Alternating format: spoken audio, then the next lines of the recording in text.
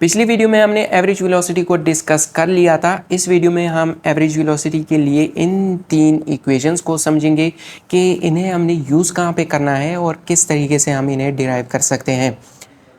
पहले ज़रा बात करते हैं कि इन्हें हमने यूज़ कहाँ पे करना है। अगर इस इक्वेशन की बात की जाए तो ये तो सिंपल है। मैंने पिछली वीडियो में भी आपको बताया था कि एवरेज वेलोसिटी क्या है, total displacement over total time.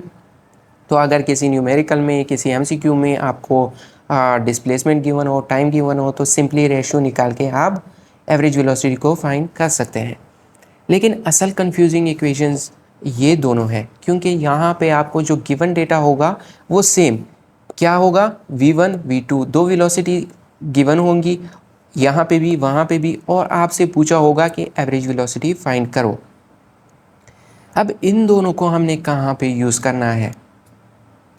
पहले अगर इसकी बात की जाए तो जब आपको बताया गया हो कि कोई बॉडी है, मान लो यहाँ से यहाँ तक मूव करती है, और शुरू के जो हाफ टाइम इंटरवल होगा उसमें अगर वेलोसिटी v1 गिवन हो और बाद का जो टाइम इंटरवल होगा, हाफ टाइम इंटरवल, उसमें वेलोसिटी v2 हो, तब आपने ये वाली इक्वेशन यूज़ करनी है।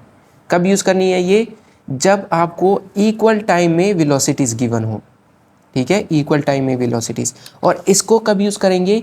जब आपको बताया गया हो कि एक बॉडी यहाँ से यहाँ तक मूव करती है और शुरू का जो हाफ डिस्टेंस है उसमें वेलोसिटी v1 और बाद का जो डिस्प्लेसमेंट है उसमें वेलोसिटी v2 है, तब फाइंड करो एवरेज वेलोसिटी। तो यहाँ पे ये वाली इक्वेशन यूज़ करोगे। फिर ये वाली इक्वेशन हाफ जर्नी में, ठीक है, हाफ जर्नी यानी कि जब आपको इक्वल डिस्टेंस में वेलोसिटीज़ गिवन हो। ठीक है, इतना तो हम समझ गए कि इनको यूज़ कहाँ पे करना है। अब ज़रा इनको डिराइव भी करते हैं। तो पहले इस वाले को हम डिराइव करेंगे और डिराइव इसी इक्वेशन से करेंगे जो एवरेज वेलोसिटी के लिए असल इक्वेशन है, total displacement over total time. यहाँ पे इसमें चूंकि हमें टाइम गिवन है और क्या है टोटल टाइम 2t, यहाँ पे टोटल टाइम 2t है, लेकिन जो डिस्टेंस है वो हमें गिवन नहीं है, तो हम लिखेंगे s1 और s2, क्योंकि यहाँ पे जो डिस्टेंस होगा इसको हम s1 मानेंगे और ये वाला s2। अब हमें डिस्प्लेसमेंट गिवन भी नहीं है, हमें तो वेलोसिटीज़ गिवन है, तो डिस्प्लेसमेंट को हम लिखेंगे वेलोसिटीज़ के टर्म में। पहले s1 को लिखते हैं। s1 क्या होगा, v1 टाइम्स t, और जो s2 होगा वो सिमिलरली v2t होगा। अगर हम इनको यहाँ पे पुट करें तो ये हो जाएगा v1t plus v2t whole over 2t। यहाँ पे हम t को कैंसिल कर सकते हैं, so finally we get v1 plus v2 whole over 2। हमारे पास ये वाली इक्वेशन डिराइव हो गई है। अब इस इक्वेशन को ज़रा डिराइव करते हैं। ये भी इसी इक्वेशन से ही करेंगे। Average velocity equals to total displacement over total time.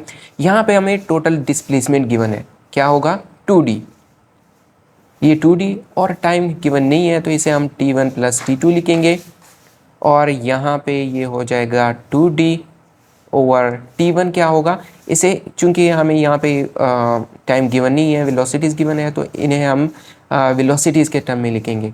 t1 को हम लिख सकते हैं, अगर इसी से ही देखें तो t1 को हम लिख सकते हैं d ओवर v1, ठीक है, d over v1 plus d over v2, क्योंकि डिस्टेंस सेम है।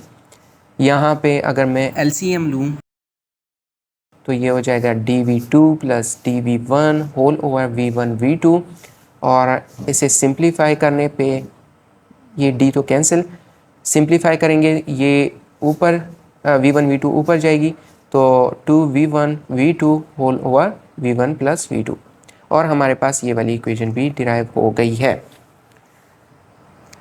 अब इन्हीं इक्वेशंस को हम जनरलाइज भी कर सकते हैं, क्योंकि हो सकता है कि आपको दो वेलोसिटीज़ गिवन ना हो बल्कि तीन वेलोसिटीज़ गिवन हो इक्वल टाइम्स में या इक्वल डिस्टेंसेस में, और अगर तीन या तीन से ज़्यादा वेलोसिटीज़ गिवन हो तब कौन सी इक्वेशंस यूज़ करनी है।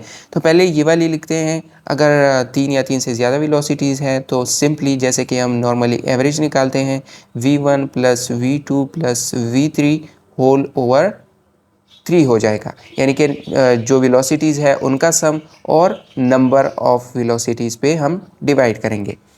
तो ये है 3 वेलोसिटीज़ के लिए इक्वेशन जब हम टाइम को सेम लेंगे। और अगर डिस्टेंस सेम हो तब 3 वेलोसिटीज़ के लिए ये इक्वेशन हो जाएगी 3 times v1 v2 v3 whole over ये v2 v3 plus v1 v3 plus v1 v2, ये कुछ यूँ हो जाएंगी। ठीक है, आप इनको डिराइव भी कर सकते हैं उसी तरीके से जैसे मैंने इन दोनों को डिराइव किया, इनको भी डिराइव कर सकते हैं। अगर 4 वेलोसिटीज़ हो तो यहाँ पे 4 times v1 v2 v3 v4 लिखेंगे और यहाँ पे हो जाएगा v2 v3 v4 और इसी तरीके से ये वो और एक चौथी भी आएगी, आप इनको डिराइव कर सकते हैं। तो यहाँ तक बस इतना ही। एवरेज वेलोसिटी यहाँ पे ख़त्म हो गई, लेकिन इसके MCQs हम अगली वीडियो में करेंगे। तो मिलते हैं अगली वीडियो में।